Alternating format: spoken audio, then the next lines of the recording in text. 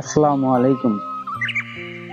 প্রিয় গাইস, আপনারা সবাই কেমন আছেন? আশা করি আল্লাহর রহমতে সবাই ভালো আছেন। তো আজকে হচ্ছে সপ্তাহের একটি শিষ্ট দিন, শুক্রবার। এই শুক্রবারের ফজিলত অনেক, যেটা আমরা বলে শেষ করতে পারবো না। যেমন কোনো ব্যক্তি যদি শুক্রবারে মারা যায়, তার কবর আযাব আল্লাহ তাআলা মাফ করে দেন।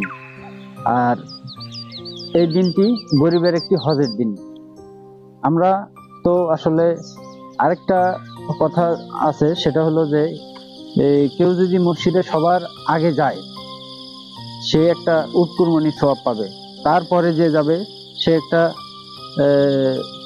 গরু কুরবানির সওয়াব পাবে। এভাবে পর্যায়ক্রমে একটা ডিম পর্যন্ত সওয়াব পাবে, আগে যাওয়ার ফজিলতটা। আমরা কিন্তু আসলে এটা করি না। আমরা কি করি? ঘড়ির টাইম দেখি।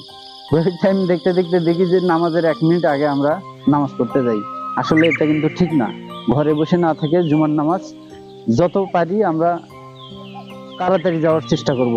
এর অনেক ফজিলত আছে। আর জুমার আগে সুন্নত নামাজটা আমরা পড়ার চেষ্টা করব, আদায় করার চেষ্টা করব। এবং জুমার নামাজ 2 রাকাত পড়ার পরে আমরা ঘরের দিকে দৌড় দিই, সুন্নত করি না। সুন্নত আসলে এটা কি? এটা আমরা অনেক হাদিস আছে, এটা আমরা আসলে আমি বর্ণনা করতে চাচ্ছি না।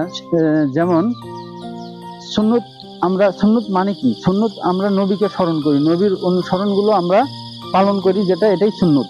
কিন্তু আমরা জুমার 2 রাকাত নামাজ পড়ে ম্যাক্সিমাম 80% মুসল্লি ঘরের দিকে দৌড় দিয়ে চলে যায়।